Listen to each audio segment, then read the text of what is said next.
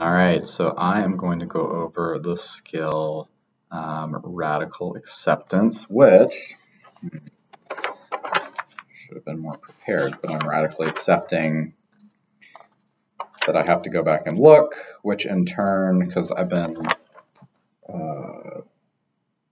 having to like restart this repeatedly, and I don't want to do that anymore. It's distress tolerance handouts 11 to 11B.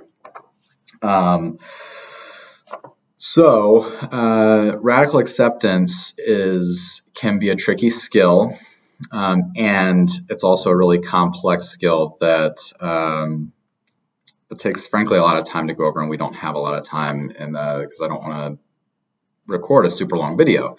And so this is going to be an overview, and I really urge you to look over the worksheets. But I mean, one of the first questions that I would pose to folks if we were in the classroom is, well, if radical acceptance is a skill, I mean, why are we teaching this? Because don't we want to change? So if we want to change our behavior, then why should we be accepting it? And so I think that's a really common question, and also a question that a lot of people ask, because a lot of people do not like radical acceptance. It rubs them the wrong way because it has a lot of people interpret it as giving up. Hopefully by the end of this, it'll be made clear that that's not what this is. So first, talking about what the difference is between acceptance and radical acceptance. So acceptance is just kind of acknowledging and accepting certain facts in our environment as they are. And that's a critical piece of radical acceptance. It's accepting facts in our environment. And it's letting go of fighting those facts. So an example that a lot of us may be experiencing, I certainly am, is this like tension and difficulty managing the current stay-at-home order. Like, I want to go out to dinner, I want to do this, I want to do that. It shouldn't be this way. And the facts are that it is. And me having my own kind of tantrums about these issues, because I do, they don't get me anywhere. And then radical acceptance is almost throwing in like wise mind on top of it, where you're like fully embracing these facts and being in the moment, like embracing it with your mind, body, with everything you got. So first talking about like, okay, well, what do we accept? Well, we accept reality, so accepting facts, and the fact that reality is what it is. It's important to accept that everyone has limitations. Those limitations can be biological. Those limitations can be from past behaviors. And to some degree, limitations can be about the future, thoughts about the future. However, some of them don't need to be accepted as high probability. So, for example, going back and about thoughts about the future, you can be fully accepting of that you are having the thought that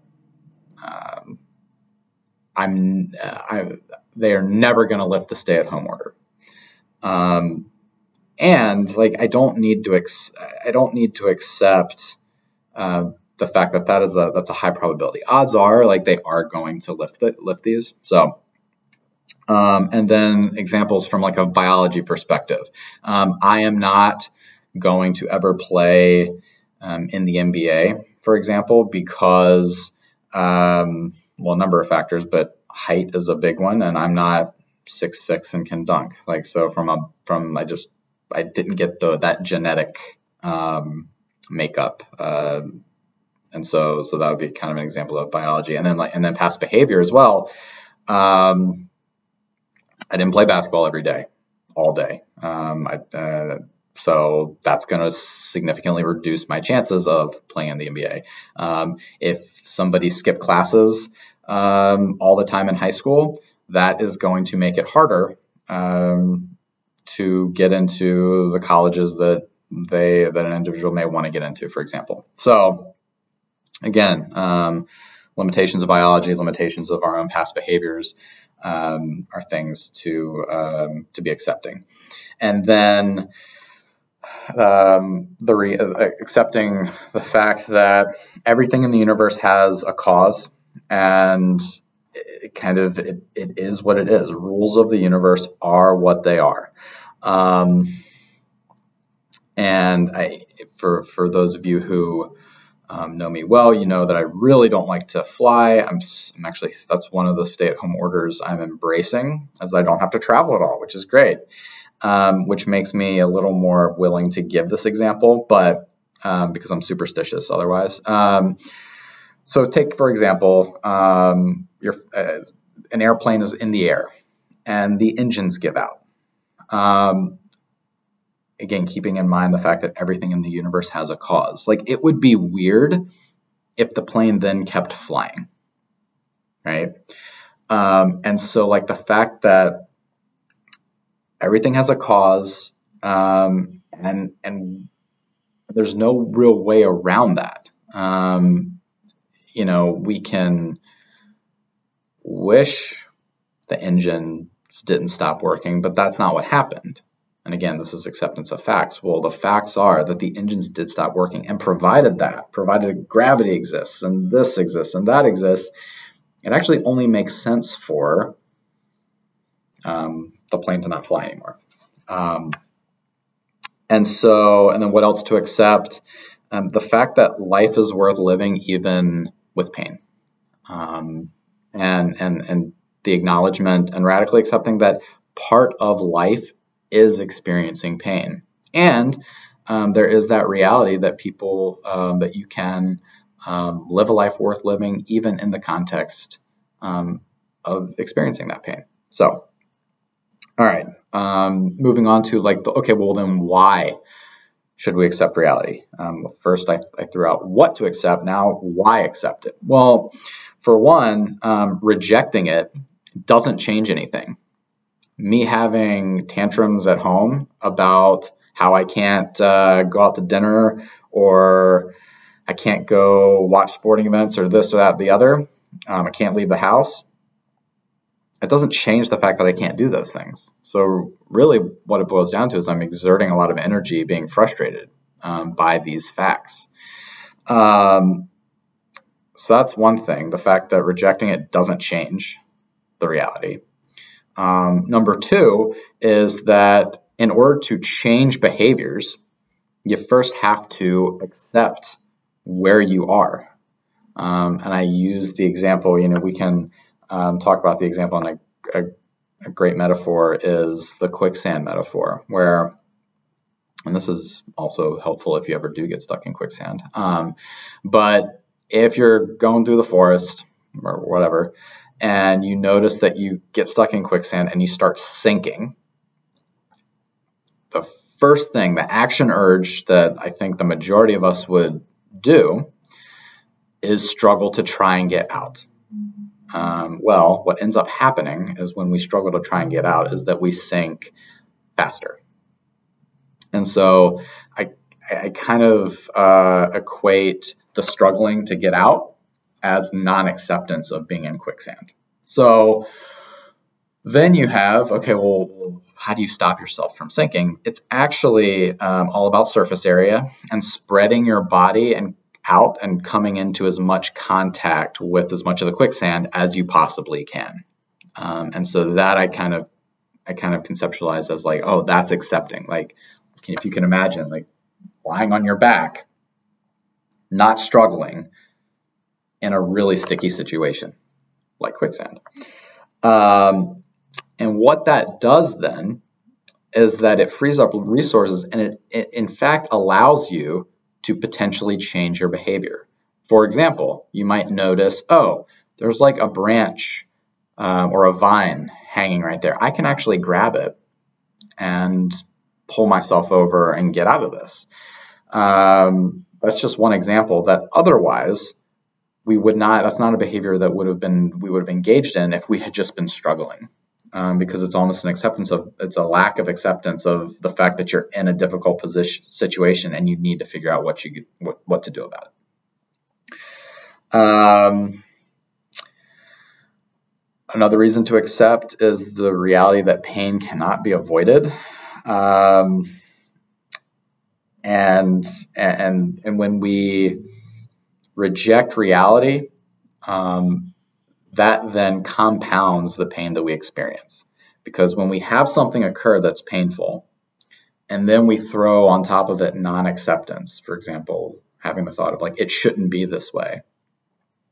Well, that then throws on suffering on top of the pain. And I always make the argument that, the pain that we experience in any given situation is enough to deal with. And so instead of practicing non-acceptance, which results in both pain, and then the pain is snowballed and compounded by suffering, radically accepting something allows for just the experience of the pain. So when to use these skills? You want to use these skills when there is distress, but there is not a crisis. A full-on crisis where strong emotions are at like a 10 out of 10. This is not the time to use radical acceptance. Instead, that would be a time to use like the tip skills or distract skills or one of those self-soothe. This is a time where you are in distress, but it still feels manageable. So, and another way to use this is when problem solving is not working. So radical acceptance is not approval of a situation. By no means is it approving of something. Number two, y'all can't see me. Like I'm doing all these hand gestures and you can't see them, whatever. Number two is it doesn't mean you have to love the reality or be compassionate towards somebody or the reality or whatever. Doesn't mean you have to like it. Accepting something does not mean you necessarily like it. And then the third thing is that it is not, it's not giving up. In fact, I would make the argument that radical acceptance is incredibly effortful and incredibly difficult. And in fact, radically accepting something is, it's a far cry from giving up. So that is kind of the pitch and explanation for what radical acceptance is. In terms of what you do step by step, I think part of it is having the awareness that you are fighting reality. And so mindfulness-based skills are going to come in very heavy in this, and as well as turning the mind, which I think you'll hear in a different lecture or a different video, whatever. So at any rate, I wanted to keep it under 15 minutes because I think that's long enough, and look forward to seeing everybody on Tuesday. Thanks.